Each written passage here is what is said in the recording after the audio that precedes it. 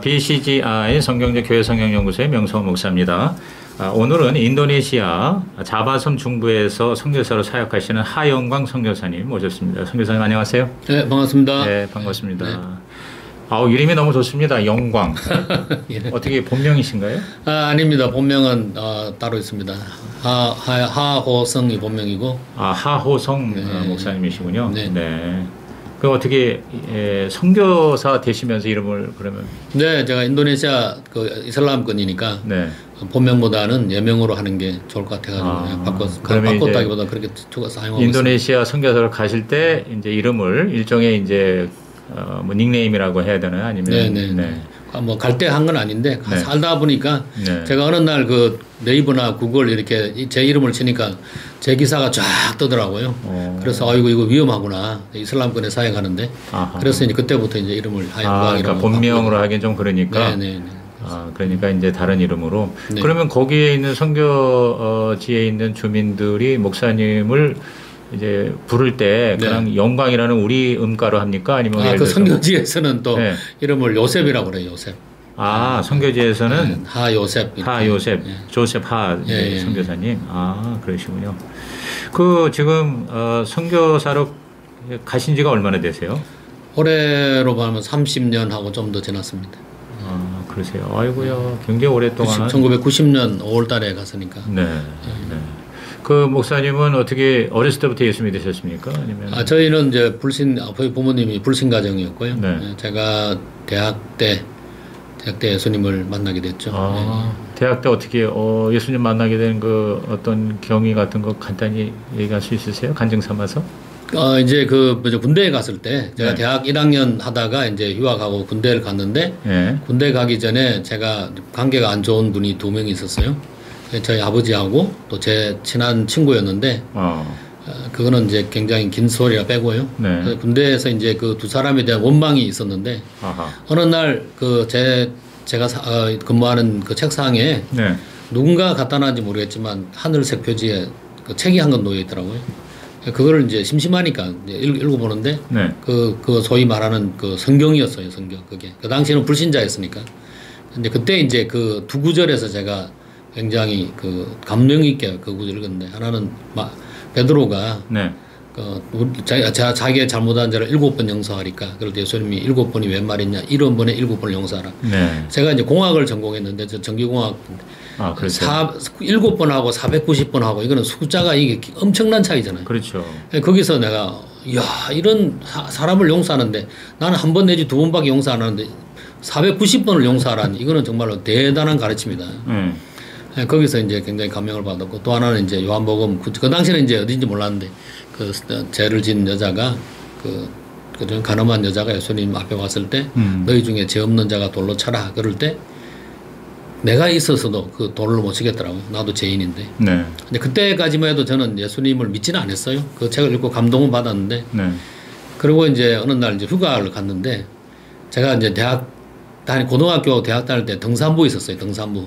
부산에 고향이 부산인데 굉장히 유명한 산악회에 제가 소속돼 있었어요. 우리 산악회 목표는 에베레스트를 가는 게 목표입니다. 그래서 그걸 위해서 강 훈련을 우리가 했었어요. 네. 그러다가 저는 이제 중도에 이제 그 군대를 간 바람에 이제 스톱됐는데 네. 고등학교 다닐 때 뭐 등산대 같은 데 가서 늘 1등도 하고 뭐 그랬어요. 저희 팀들이. 네. 그래서 이제 그 휴가 때 그 친구들이 이제 제가 휴가 온 줄 알고 등산 가자 그래가지고 등산을 갔는데 부산의 금정산에 이제 그 암벽 등반하는 데가 여러 개 있어요. 네. 어느 지역에 가서 이제 암벽 등반하는데 1코스, 2코스, 3코스가 있는데 그 한 코스 안에 1단계, 2단계, 3단계가 있는데 1단계에서 제가 힘을 다 뺐어요. 그렇게 하면 안 되는 짓을 한 거예요. 군대에서 이제 오랫동안 등산을 안 해가지고 이제 2단계하고 3단계 올라갔는데 거기가 이제 오버행이라고 바위가 이렇게 휘어진 그런 바위예요. 네. 거기를 올라가는데 힘이 딸리는 거예요. 힘이 등산할 때 손으로 올라가면 안 되거든요. 네. 근데 손에 힘이 다 빠졌어요. 그러니까 발하고 테크닉으로 올라가는데 힘이 다 빠져가지고 이제 올라가지 못하는데 제 위에 한 명이 있고 제 뒤에 2명이 있어요. 한 4명이 한 개조인데 내가 올라가야지 그 밑에 있는 2명이 그렇죠. 올라가는데 이게 제가 중간에서 끼어가지고 올라가지도 못하고 내려가지고 막 진퇴양난인 그런 상황이 왔어요. 네. 그럴 때 갑자기 이제 그 성경 군대에서 이제 읽었던 성경이 생각나면서 갑자기 하나님에 대한 생각이 탁 떠오르더라고요. 그래서 하나님 제발 여기서 나를 좀 살려주세요. 네. 내가 여기서 이게 절벽을 올라갈 수 있도록 해달라고. 올라가기만 네. 하면 나는 예수님도 믿고 교회도 간다고. 그렇게 이제 막 외쳤어요, 거기서. 네. 그리고 이제 그 위에 있는 친구한테 너 좀 나를 좀 당겨라. 당기면 안 되는 거예요, 원래. 등산에서는 네. 밑에서 당기면 같이 죽는 거거든요. 예. 근데 뭐 올라가지 못하니까 이제 어쩔 수 없는 상황에서 이제 나를 좀 당겨다오 그래서 옮겨라. 그 친구가 이제 있는 힘을 다 당기고 나는 또 있는 힘을 다해서 올라가고. 그래가지고 올라갔어요. 네. 그래가지고 아주 그냥 극적으로 올라갔어요. 예. 그래가지고 그 절벽 꼭대기 올라가서 한숨을 숨을 확 쉬면서 좀 전에 했던 기도를 잊어버린 거예요. 아하. 그럼 이제 휴가를 마치고 돌아가고 이제 제대를 하고 이제 학교로 다시 돌아갔는데 저는 이제 울산에서 대학을 다녔는데 울산공대를 네. 그 학교에 돌아갔는데 복학을 했는데 제 주변에서 계속 이제 주변에 있는 사람들이 와서 나보고 형 교회 안 갈래? 내가 이제 군대 갔다 왔으니까 다들 이제 그 같이 공부하는 애들은 다 나보고 나이가 어린데 형 군대 안 갈? 저 교회 안 갈래? 그러는 거예요. 그래서 내가 교회를 왜 가냐? 뭐 거기 뭐 밥 주냐? 그러면서 그런데 이제 어느 날 그 학교 뒤편에 아주 산이 이렇게 저녁놀이 너무 아름다운 거예요. 그걸 보면서 내가 창조자에 대한 생각이 바뀌었어요. 하나님이라 제가 이제 그 교회 안 간 이유 중에 하나가 예수님이 독생자라는 걸 믿지를 못했어요. 네. 훌륭한 분이고 위대한 스승이지만 독생자라는 것은 공학도로서 받아들일 수가 없는 거예요. 그런데 그 아름다운 자연을 보면서 조물주가 그러면 누구냐? 그러면 그 위대한 이 자연을 우주를 만든 그런 분이라면은 사람의 몸에서 사람을 만드는 일을 왜 못하겠나 그런 생각이 갑자기 들더라고요. 그러면서 이제 예수님에 대한 생각이 바뀌면서 그 친구가 교회 가자고 그럴 때 물론 다른 사건도 있는데 빼고요. 그래서 이제 교회를 나가게 되고 나중에 그 수양에 가서 로마서를 공부하면서 로마서 6장에서 예수님이 나의 죄를 죽으시고 살아나신 것을 알게 되면서 제가 예수님을 믿게 됐어요. 네. 그러고 난 뒤부터는 흔들림 없이 예수님을 꾸준히 이제 믿고 이렇게. 그러면은 그 공학을 하시고 나서 뭐 어떻게 그쪽으로 사회생활 좀 하셨었나요? 아니요, 저는 신학교 공대 4학년 때 네. 그 진로를 놓고 네. 제가 고민을 했는데 네. 그렇게 진로를 놓고 고민한 사건이 하나 있어요. 사건이 굉장히 유명한 사건인데 네. 제가 저지른 사건은 아니에요. 네. 제가 등산 다닐 때 아주 친한 친구들이 여러 명 있었는데 그 중에 한 명이 이제 그 우범곤이라는 친구가 있었어요. 우범곤. 그 고등학교 등산 같은 학교는 아니었는데 등산대회 가서도 만나고 뭐 같은 산악회는 있었어요. 네네. 고등학교를 졸업하고 우리가 부산에 청봉 산악회라는 데 있었는데 그때 같은 산악회 멤버였어요. 네. 나이도 같고 해서 같이 이제 등산을 뭐 늘 같이 다니고 제가 절벽에서 떨어질 뻔할 때도 잡아주고 뭐 저기 뭐 설악산에가 뭐 비룡폭포, 토항성 폭포 있는데 그 암벽등, 빙벽등만 할 때도 제가 떨어질 때가 친구 잡아주고 했어요. 네네. 도와주고 했는데 약간 친한 친구였어요. 그런데 이 친구가 어느 날 경찰이 되겠다는 거예요. 경찰. 아버지가 경찰이었어요. 돌아가셨는데 자기도 아버지 뒤를 해서 경찰이 되겠다고. 그래서 이제 제가 이제 경찰서에 이제 글씨가 자기가 글씨체가 안 좋은데 나보고 대신 써달라고. 그래서 경찰 원서를 써서 경찰서 부산시경에 가서 접수를 하고 그 나중에 경찰이 됐어요. 그래가지고 이제 그때 그리고 난 이제 대학 복학하고 이제 서로 이제 헤어져고 만나지 않았는데 한 몇 달, 한 1년 정도 지난 뒤에 이 친구가 청와대에 근무한다는 이야기가 들려왔어요. 그래서 이제 그런가 생각했어요. 근데 이제 친구들한테 또 나한테도 굉장히 말을 좀 심하게 하는 거예요, 친구가. 그래서 이제 좀 멀리 하기 시작했는데 어느 날 전화가 왔어요, 전화가. 네. 그러면서 나보고 야, 너 예수 믿는다며? 그러는 거예요. 그래서 그래, 나 예수님 믿지. 그랬더니 야, 하나님이 밥 먹여주냐? 교회는 왜 가고 예수님 왜 믿냐고. 이런 식으로 나한테 아주 비방하는 말을 하는 거예요. 그래서 제가 나중에 우리 만나서 한번 이야기하자. 그러고 이제 부드럽게 말하고 이제 끊었어요. 그러고 이제 몇 달 지난 뒤에 제가 부산에서 저희 고향에서 집에서 이제 신문을 보는데 신문 일면에 이 친구 얼굴이 대문짝만하게 실렸는 거예요.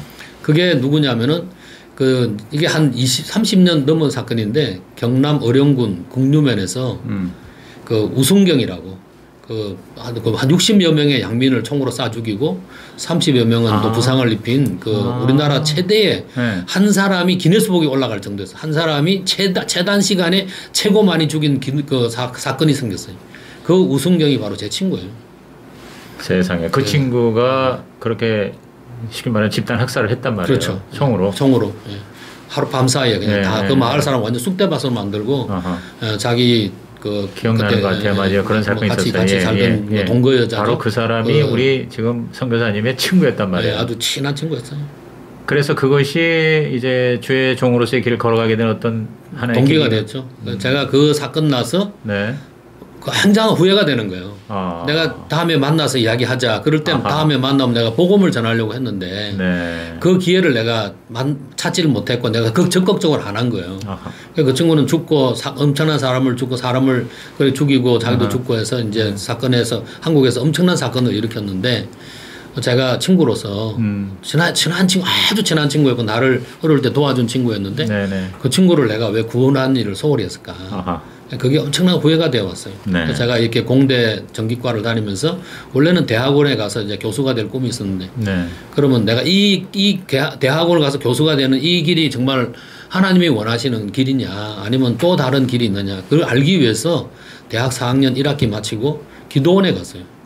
기도원에 가서 이제 금식을 했는데 처음에는 며칠 할까 작정 안 하고 갔는데 거기서 어떤 분을 만났더니 40일 금식한다는 거예요. 네. 그래서 자네는 왜 왔냐 그래서 40일 금식하는 분이 자기가 주의 동인으로 부름을 받은 것 같은데 그것이 확실한지 확인하기 위해서 왔다는 거예요. 네. 그래서 저보고는 자네는 왜 왔냐 그래서 제가 미래에 대해서 불투명해서 좀 어떤 길을 가면 좋을까 해서 왔습니다 그랬더니 그러면 금식을 뭐 며칠 했냐 그래서 한 11일 했습니다 그러니까 그러면 금식을 그만하고 밥을 먹어가면서 보식을 하면서 하나님한테 계속 기도해서 응답 받을 때까지 기도를 해보라고.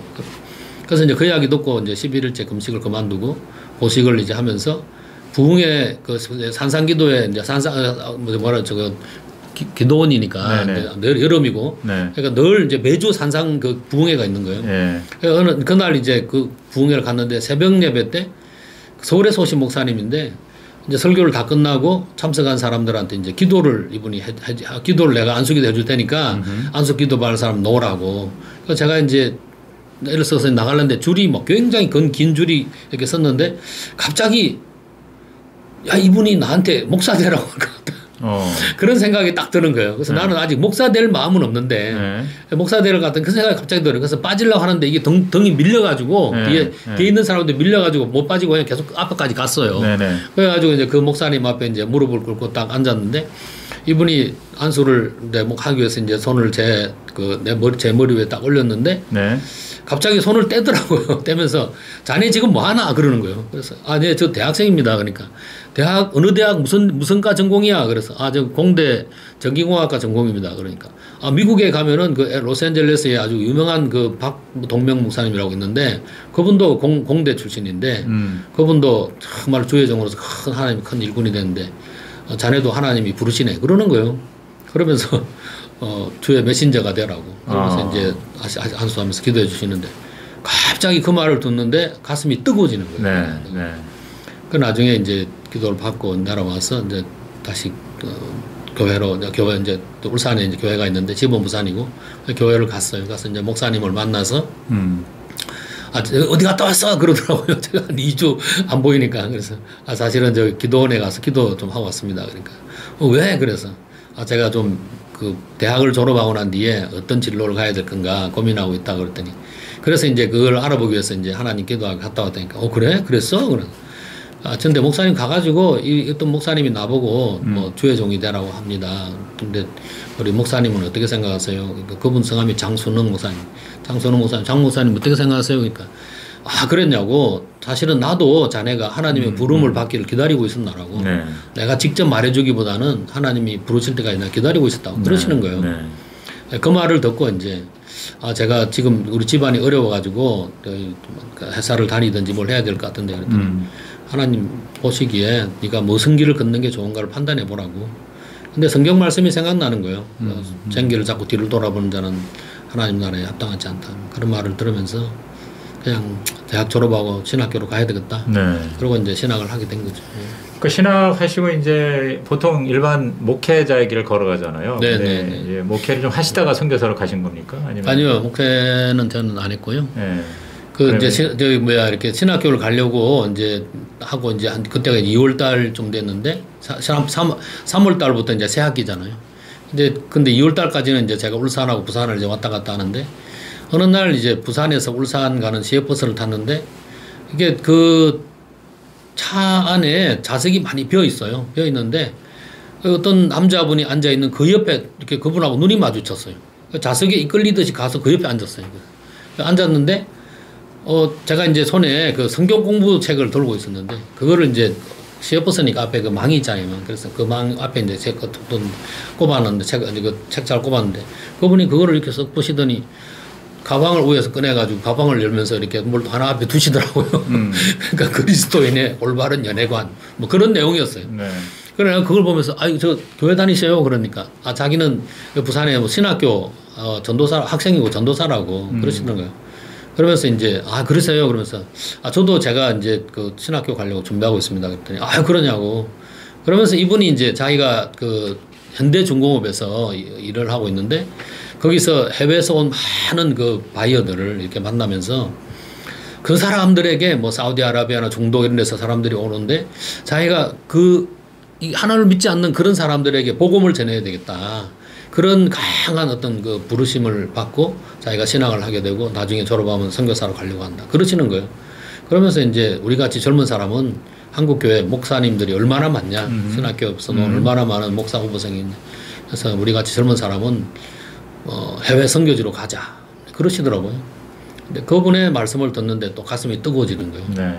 그래서 이제 그걸 듣고 이제 기도를 하고 있는데 저희 교회에서 이제 5월 달에, 그런 이제 신학교를 다시 가서 공부를 하는데, 신학교 공부가, 공대에서 우리가 공부하는 거하고 완전히 이게 내용이 다르잖아요. 공학은 정답이 있어요, 정답. 1 플러스 2는 2다. 정답이 있는데, 신학은 이럴 수도 있고 저럴 수도 있고, 자기 각자의 신학적 견해에 따라서 판단하는 거. 재미가 없어요. 저한테는 굉장히 재미가 없었어요. 공부하는데. 네. 그래서 1학년 하고 그만둘 생각도, 그런 생각도 있었는데, 근데 이제 5월 달에 저희 교회 부흥회를 하는데 그때 강사님이 좀 특이한 분이에요. 이 부흥 강사가. 우리가 이제 헌금을 이렇게 냈잖아요. 헌금을 내면은 이제 헌금 봉투에 이름을 쓰고 이제 뭐 이렇게 그걸 이제 다 강단 책 올렸는데 이분은 이제 설교하기 전에 그 헌금 봉투를 보고 이제 누구 성경 몇 장 몇 절, 성경 몇 장 이렇게 그걸 불러주셔요. 근데 이제 제 봉투 보더니 하호성 그러면서 이사야서 45장 1절에서 7절 이러면서 그걸 불러준. 나중에 이제 부흥회가 다 끝나고 이제 그 구절을 읽어보는데 이게 바로 하나님께서 저를 선교사로 부르는 콜링의 메시지인 거예요. 해 뜨는 곳에서 해 지는 것까지 내가 여호와인 줄 세상의 모든 일을 알게 하리라. 그 말씀을 읽는데 막 눈물이 나는 거예요. 눈물이. 그러면서 하나님 당신이 저를 이렇게 부르셨다면은 제가 가겠습니다. 어느 곳이든 가겠습니다. 그러면서 이제 제가 선교사로 가게 되는 그런 꿈을 꾸게 되고 소명을 가졌는데 그러면서 신학교를 다닐 때 아까 말할 때 5월달 전까지 재미가 없었던 신학교가 갑자기 이제 재미있어지는 그런 사건으로 바뀌게 됐어요. 그러니까 하나님의 어떤 강권적이고 주권적인 그런 부르심 또 그러한 또 만남을 그렇게 허락을 하신 것 같은데 그래서 언제 이제 인도네시아 선교사로 이제 파송이 되신 겁니까? 그 신학교 졸업하고 제가 이제 그 이태홍 목사님이 하는 그 GMTC라고 이태홍 목사님 네. 거기서 이제 2기생으로 1년간 뭐 그 당시에는 한 10개월인데 뭐 전후좌우 합치면 거의 한 1년 가까이 저희가 이제 훈련을 받고 그러고 이제 저는 이제 교회는 여의도 침례교회 소속이었거든요. 이제 거기서 선교사를 보내준다고 그래서 원래 이제 본 교회는 아니었는데 그래서 이제 선교사 파송할 그 사람을 찾고 있다고 그래서 제가 그 지원을 했더니 한기만 목사님이 좀 특이하신 분인데 그걸 한 뭐 8개월 정도를 저를 이렇게 테스트를 하시더라고요. 그러더니 나중에 이제 9월 달부터 오라고 그래서 이제 들어갔는데 들어가자마자 이제 또 선교훈련 받고 그러고 이제 선교사로 나가게 됐죠. 예. 그게 30년 전 얘기예요. 네. 그게 이제 90년 전 뭐 88년, 87년, 8년 뭐 그때 이야기입니다.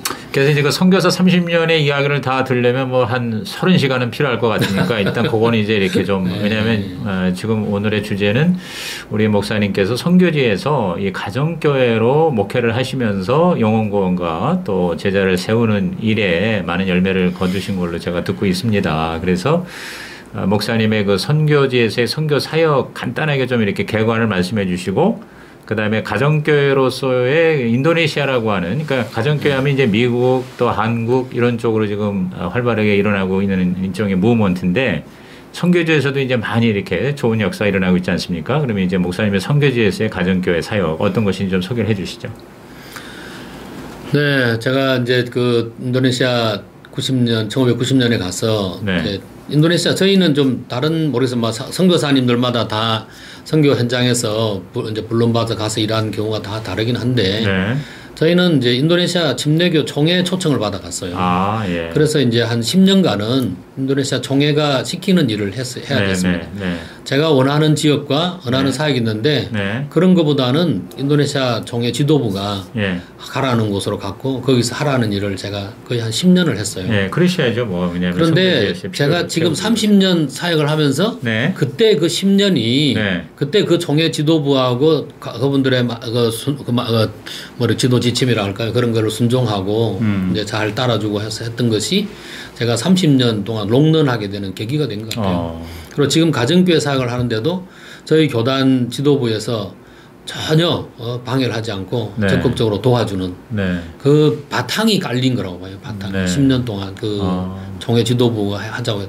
그리고 그때 이제 제가 담당했던 게 목회자 훈련, 목회자 재교육, 목회자 네. 재교육하고 기도 사역, 네. 기도 운동 사역, 그다음에 신학교 교수 사역. 네. 그런 사역을 제가 10년 동안 주로 했는데 네. 그때 이제 만났던 많은 목사님들이 있어요. 예. 많은 교회들도 많이 방문하고 그러면서 인도네시아 교회하고 굉장히 가깝게 예. 제가 10년 가까이 생활을 했어요. 그리고 이제 나왔다기보다도 그분들의 이제 송해 지도부의 동의를 얻고 네. 제가 자카르타에 가서 한인교회를 개척했어요. 한인교회. 그래서 한인교회도 여사랑교회라고 그 교회를 제가 1900 그때 이제 IMF 터져가지고 경제가 굉장히 어려웠을 텐데 하나님이 저에게 말씀을 주시면서 자카르타에 가서 교회 개척하시라고 교회 하라고 그러시는 거예요. 기가 막힌 이야기였어요. 저는 이제 제가 사는 살라티카에서 사역을 잘하고 있는데 그래서 이제 그 사역을 접고 집은 이제 그냥 두 아이들 때문에 저희 아이들이 학교 다니기 때문에 그 집은 두고 저희 집 사람도 있고 이제 왔다 갔다 하고 저는 이제 자카르타에 가서 교회를 세우느라고 그때 이제 재밌는 에피소드가 많은데 그 중에 하나가 달러가 IMF 터지기 전에 1달러가 2,500루피아였어. 2,500루피아. 근데 IMF가 탁 터지면서 5,000루피아 2배로 뛰었어요. 네. 그럼 이제 자카르타를 가서 이제 뭐 집도 얻어야 되고 차도 사야 되고 교회를 하기 위해서는 여러 직기가 필요하잖아요. 그런데 달러가 막 뛰는 거예요. 그게 5,000에서 8,000, 10,000, 12,500, 15,000 이렇게 막 뛰더라고요. 그때. 근데 그때까지 이제 제가 한국에서 뭐 선교 집회하고 이렇게 오면서 이제 뭐 얼마 정도 좀 이렇게 모아놓은 돈이 있었는데 달러가 예, 그걸 안 바꾸고 이제 들고 있었는데 마지막 순간에 이제 그 바꿔야 될 순간이 온 거예요. 차도 사고 이제 계약을 해야 되니까. 그럴 때 이제 자카르타에 있는 한인들 사이에서는 달러 바꾸지 말라고 달러를 들고 있으라. 이게 지금 2만 루피아, 3만 루피아 간다고 그러는 거예요. 그래서 이제 그걸 아이고 이제 이거 어떡하냐 바꿔야 되는데 말아야 되는데 너무 상황이 이제 안 바꿀 수 없어가지고 바꿨어요.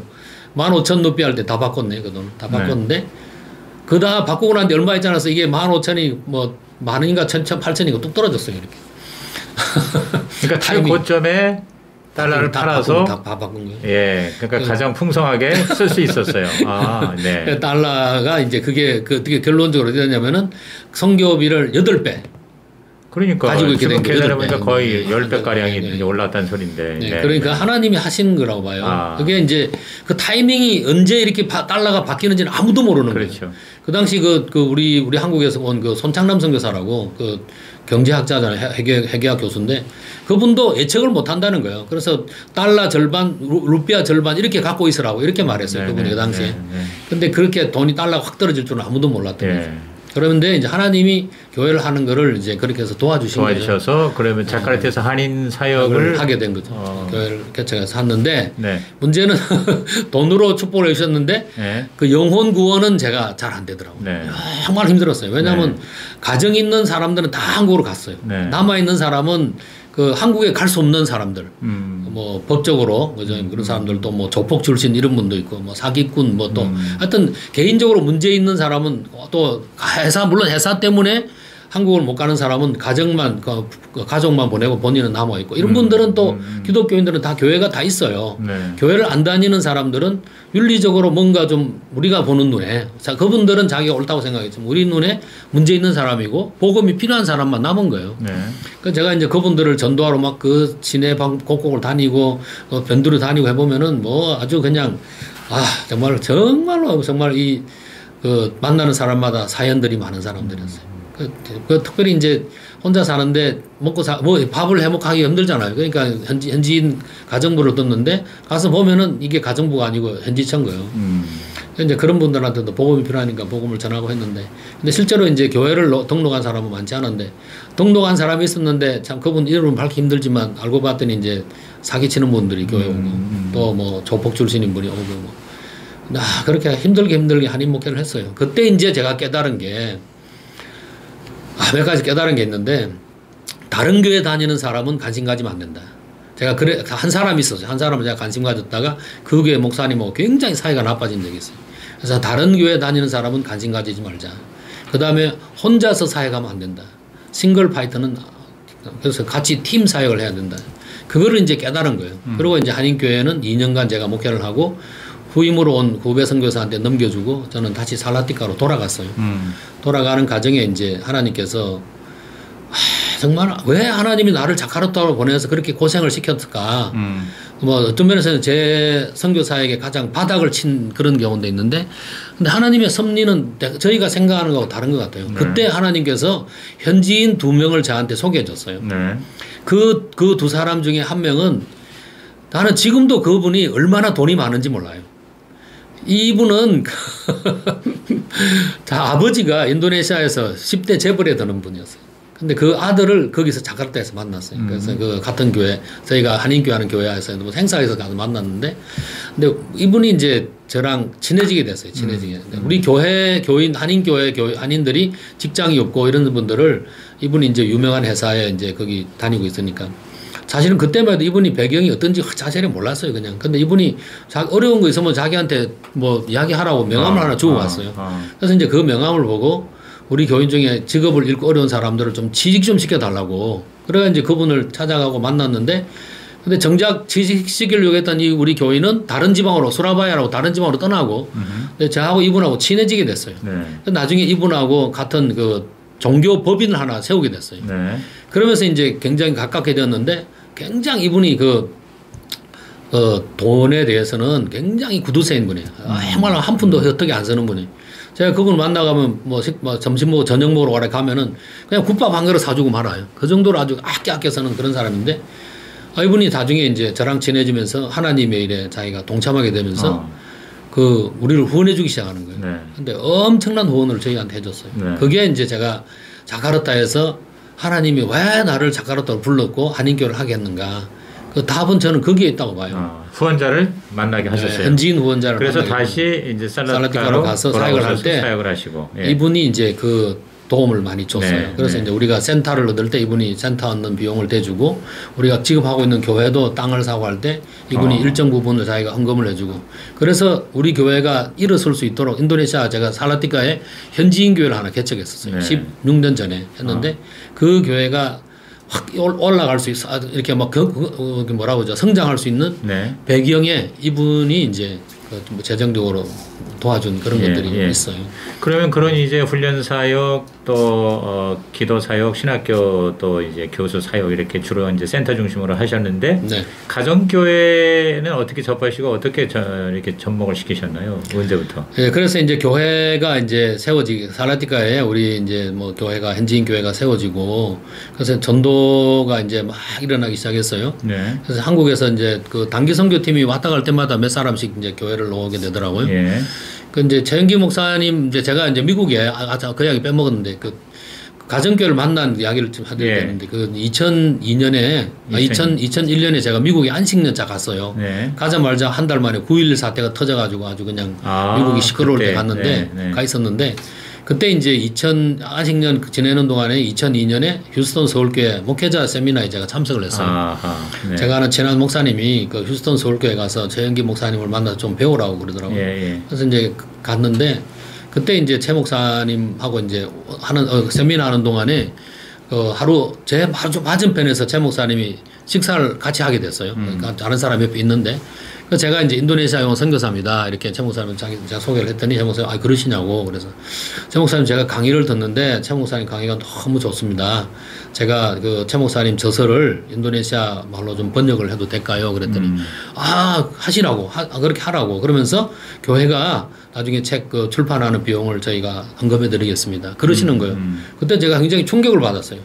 대부분 선교사들이 뭐 이렇게 해달라 저렇게 해달라 그럴 때 목사님들이 막 이렇게 하면서 제고하면서 이제 도와주시는데 최 목사님 먼저 제가 대정에 대한 이야기는 안 했어요. 그 책 출판면 이야기는 안 했는데 번역만 부탁했는데 출판할 때 비용을 대주겠다고 그렇게 하셨어요. 그리고 와서 이제 그 세미나를 마치고 와서 그 최 목사님 그 평신도 함께하는 목회 그 책을 이제 번역하게 된 거예요. 예.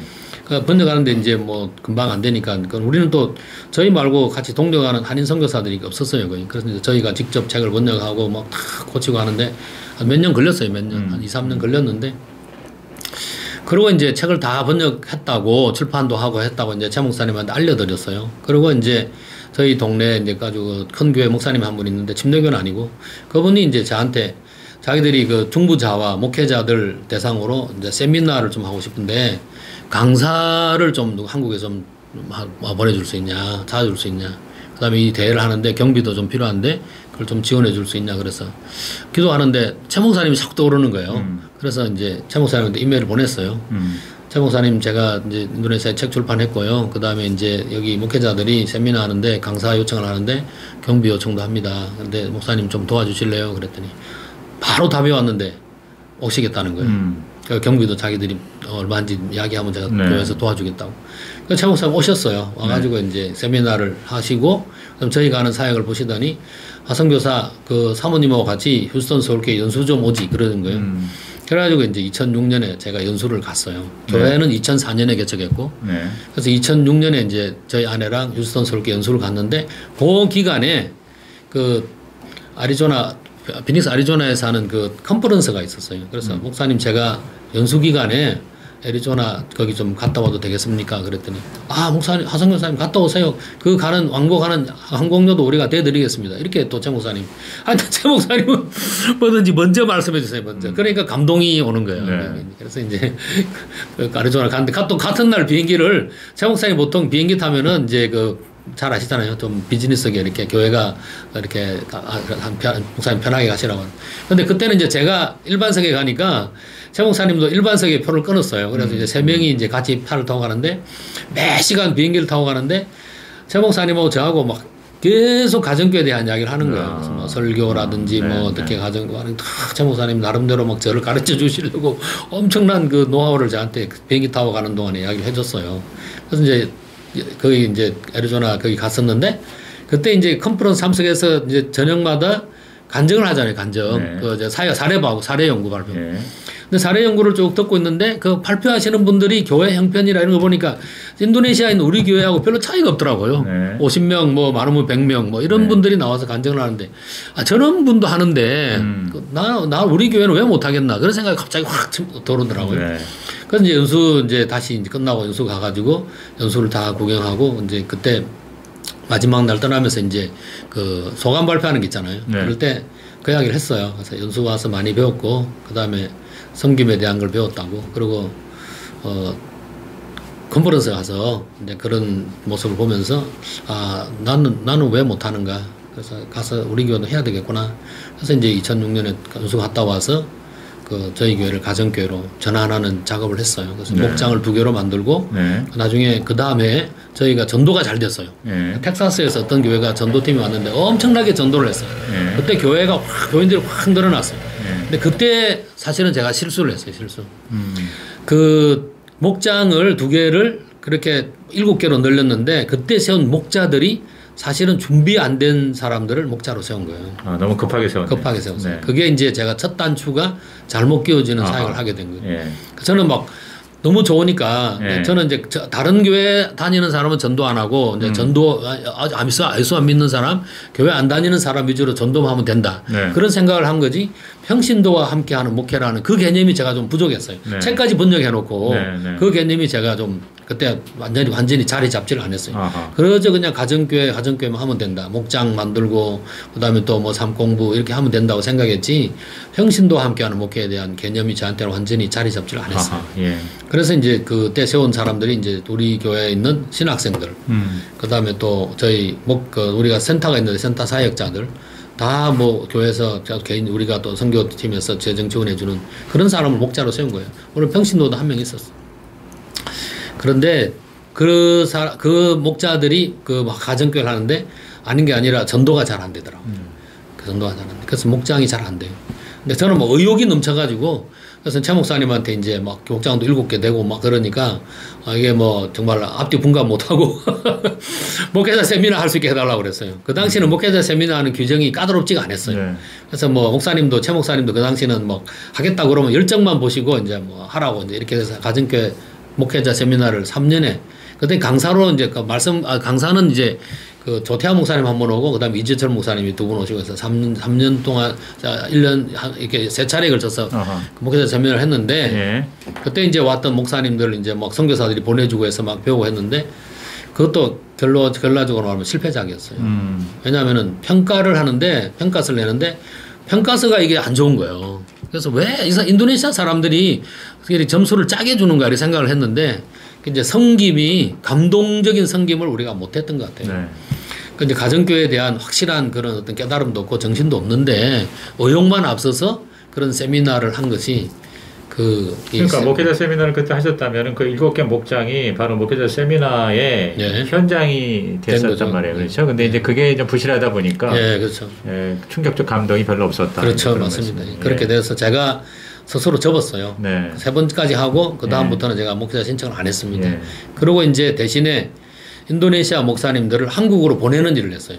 한국으로? 네. 한국의 가정교회로 이렇게 보내기를 했는데 한 5, 6년 동안 갔던 목사님들이 뭐 제가 아까 세어보니까 28명쯤 되는 것 같아요. 네. 그래서 이제 1년 단위, 2년 단위로 이렇게 3명, 5명씩 이렇게 한국에 다운교회 2분 보냈고 은광교회 할 때 갔고 그다음에 이제 이재철 목사님은 열린문교회도 가고 이렇게 해서 이제 한국의 목회자 세미나를 이제 계속 보내게 됐어요. 원조라기보다도 이제 그 한국에 잘하는 교회를 가서 보고 오는 게 좋겠다. 우리가 어설프게 하는 것보다. 그래서 이제 거기 이제 목사님들을 많이 보내게 되고 그러면서 이제 최 목사님이 저한테 이제 어떤 이메일을 보내줬냐면은 만났을 때 했는지 이메일 보는지 선택과 집중을 하라고 그러시더라고요.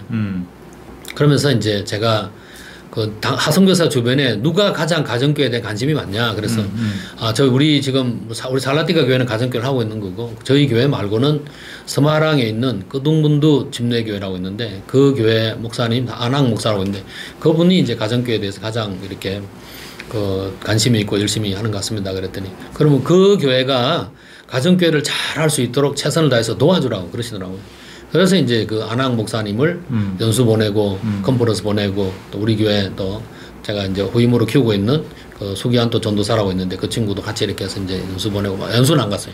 이렇게 하는 그런 일을 이제 지난 몇 년 동안 계속 했던 거예요. 네.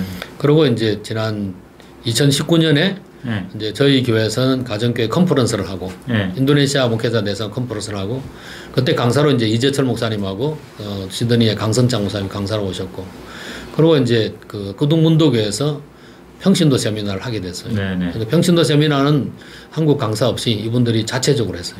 안항 목사 직접 가르치고 저는 가서 이제 앉아서 코칭해주고 이제 그렇게 인도네시아 가정교회가 이제 열리고.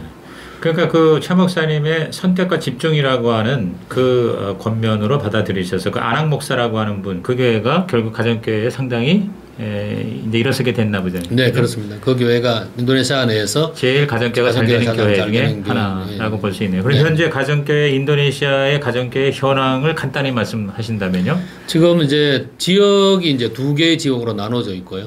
이제 지역으로 소속 안 된 교회들도 이제 몇 군데 있는데 이제 뭐 자바섬 내에는 이제 2개의 지역 모임이 있는데 하나는 이제 저희가 있는 중부자와 지역 모임이고 또 하나는 자카르타와 서부자와 지역 모임이 있고 그렇습니다. 그렇게 해서 현재 가정교회를 좀 그래도 하고 있는 교회가 대략 몇 개입니까? 인도네시아? 현재 가정교회를 약간 충실하게 하고 있다고 어느 정도 이렇게 세 축을 잘 지키고 있는 교회라고 보는 거는 4교회 정도인 것 같아요. 4교회. 4교회? 네. 자카 중부자와의 2개, 서부자와의 2개 이렇게. 그 외에 이제 가정교회를 배우려고 하는 목사들은 이제 뭐 굉장히 많이 있는데 아직은 열매들이 눈에 보이지는 않아요. 그럼 현재 그 4개 교회 중에 이제 목사님 교회가 물론 소속이 되어 있겠죠. 있습니다. 그럼 현재 거기에 뭐 목자가 몇 분 지금 세워졌나요? 작년 목장이 11개 있습니다. 11개 지금 살라티카 JHB 교회라는데 한국말로 하면 새생명교회. 살라티카 새생명교회는 목자가 현지인 목사로 작년에 바뀌었어요. 제가 15년 목회하고 그 수기안토 전도사를 안수져서 목사 만들고 그래서 목회자가 되고 정식으로 교인들이 이제 다 동의해서 목사가 되고. 그러니까 담임 목사직을 이제 현지 목사님께 넘겨드리고 네네. 목사님이 이제 은퇴한 셈이시네요. 네, 그렇죠. 저는 이제 전체 인도네시아 교회를 섬기는 일을 하고 제가 개척했던 교회는 현지인 목회자한테 이제 바톤이 넘겨졌고요. 그리고 이제 그 수기안토 목사가 젊어요. 나이가 30대 중반인데 아주 열심히 잘합니다. 네, 네. 그리고 겸손하고 그 안학 목사는 선배인데 안학 목사하고 수기안토 목사가 합력이 돼서 서로 다 이렇게 인도네시아 가정교회를 세우는데 저랑 같이 되고 있군요. 안학 목사 그 섬기시는 교회에서는 지금 이제 목장이 몇 개 정도 가지고 거기는 38개 정도 되는 것 같아요. 그러니까 거기가 제일 그러니까 목장 수가 많은 교회가 된 제일 많은 거죠. 그 이제 인도네시아 전부 큰 교회예요, 거기가. 교인들은 좀 경제적으로 어려워요. 많은데. 그럼 그 교회가 특별히 그렇게 현지인 인도네시아 목회자로 담임을 하시면서도 그렇게 가정교회가 그러니까 요게 그러니까 대략 한 10년 이상 된 상황이죠. 그렇죠. 그 교회도 이제 가정교회를 접한 지가 10년 좀 된 것 같아요. 그 10년 사이에 그래도 그 정도가 됐다는 건 상당히 그래도 좋은 열매라고 보는데 그 이유를 뭐라고 목사님? 다 첫 번째는 이제 담임 목사의 리더십인 것 같아요. 어떤 리더십이요? 그분이 굉장히 겸손하셔요. 겸손하고 교인들한테 이렇게 설득할 때 주장하지 아니하고 교인들이 스스로 이렇게 할 수 있도록 이렇게 기회를 많이 주는 거예요. 그런 이제 겸손한 인품, 개인적인 어떤 인품이 있고, 그다음에 또 하나는 전도에 대해서 이분이 아주 확고한 신념이 있어요. 제가 이제 그 신학교 졸업식 때 이 안학 목사 졸업할 때 제가 그날 이제 졸업식 설교를 제가 했어요. 저는 이제 잊어버렸는데 어느 날 안학 목사가 저한테 와서 그 이야기를 하더라고요. 자기가 졸업식 그 앉아 있는데 하성교사님이 이제 졸업식 그 설교를 하는데 그 마태복음 28장 그 영혼 구원하여 제자 삼자 그를 이제 신학생 졸업생들한테 굉장히 강조를 했다는 거예요. 자기가 그때 그 말 설교를 들으면서 영혼 구원하고 제자 삼자라는 그런 이제 목회를 해야 되겠구나. 거기에 초점을 맞춰야 되겠구나. 그런 결심을 하고 자기가 졸업식 때 했다는 거예요. 그러면서 이제 원래 다른 교회에 있었어요. 다른 교회 부목으로 있다가 이 교회 이제 담임 목사 청빙할 때 자기가 이제 거기 이제 가게 됐는데. 개척한 교회는 아니군요. 부임해서. 3대 목사일 거예요. 이제 그 담임 목사의 리더십이 강하게 작용했고 또 하나는 이 교회가 평신도 사역이 활발하게 되던 교회였어요. 그전에도. 그래서 이제 첫 담임 목사님 1대 2대 담임 목사님들이 평신도들이 사역을 잘 하도록 기회를 많이 준 것 같아요. 그래서 그 셀 교회로 어느 정도 정착이 된 교회였어요. 셀 교회로. 근데 이제 셀 하는 방식이 가정교회 하는 방식과 완전히 좀 달랐는데 근데 셀에는 그 목자가 있고 그다음에 또 교사가 있어요. 교사가 굉장히 권한이 강하더라고요.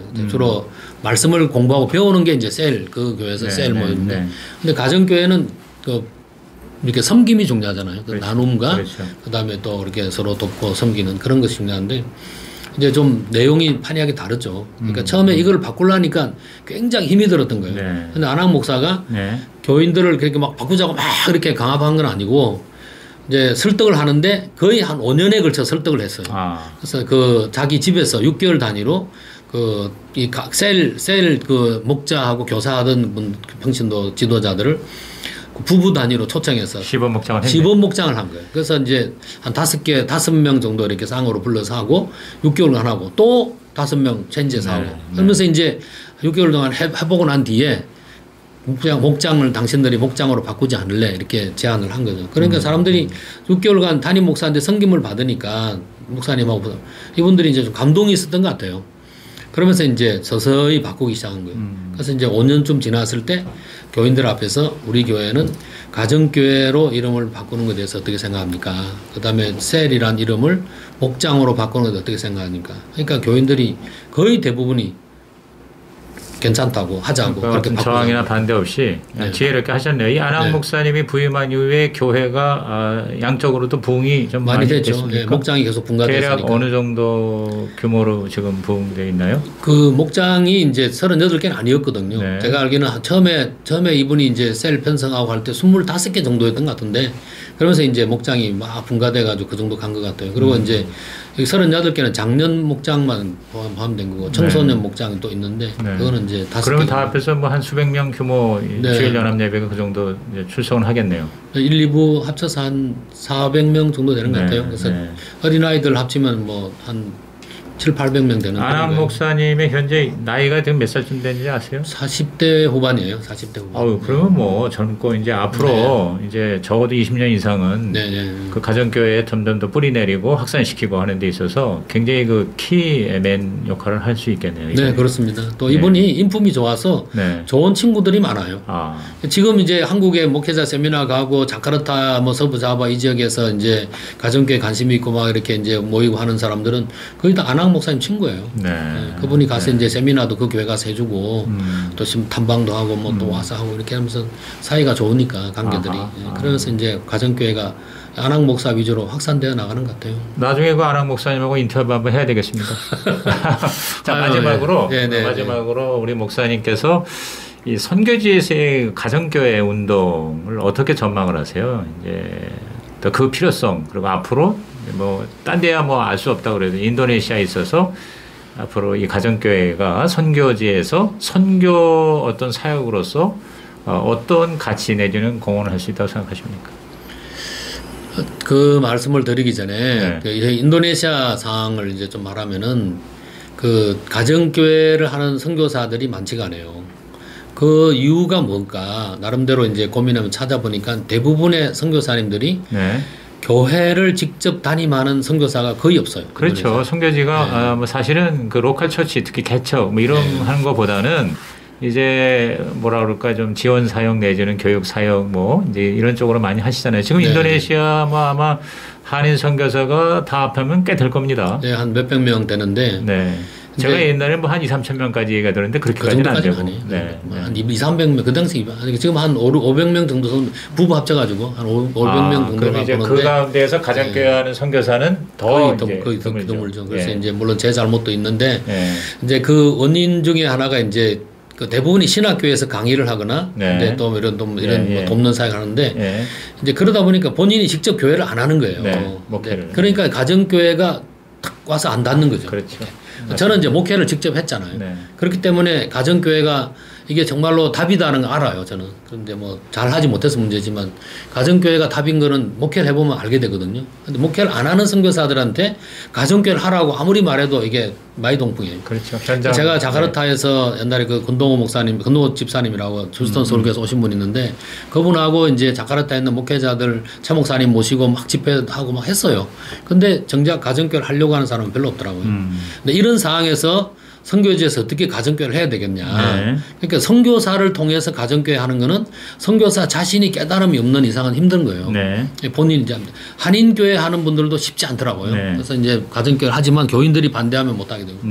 그런데 그래서 선교지에서는 현지인한테 다이렉트로 가야 된다. 그런 생각이에요. 현지인 목회자들하고 관계를 잘 맺고 그분들한테 가정교회를 소개하고 그분들이 잘할 수 있도록 도와주고 그것이 굉장히 중요하다고 봐요. 그러니까 뭐 목사님은 그런 촉매 역할을 하셨네, 브릿지 역할을 하셨는데 이제 저는 이제 쭉 얘기 들어보니까 자세히는 모르지만 이 안학 목사님이라는 이분을 통해서 앞으로 진짜 인도네시아의 또 그 상황에 맞는 가정교회 무브먼트가 일어날 수 있을 것 같다 하고 이렇게 기대가 됩니다. 네, 맞습니다. 그렇게 저희도 그렇게 생각합니다. 그 목사님의 30년 사역에 뿌린 씨앗을 이제 거두실 겁니다. 거두고 계시고. 감사합니다. 벌써 얘기하다 보니까 뭐 1시간이 훌쩍 지났는데 하여튼 오늘 너무 귀한 말씀. 인도네시아 가보지 않았지만 지금 쭉 하신 말씀 들어보니까 그림이 그려지는 것 같습니다. 아무쪼록 인도네시아 교회가 이 가정교회 운동을 통해서 영원공헌과 제자 세우는 일에 한국계 못지않은 그런 좋은 열매 있기를 저도 기대하고 기도하겠습니다. 감사합니다. 고맙습니다.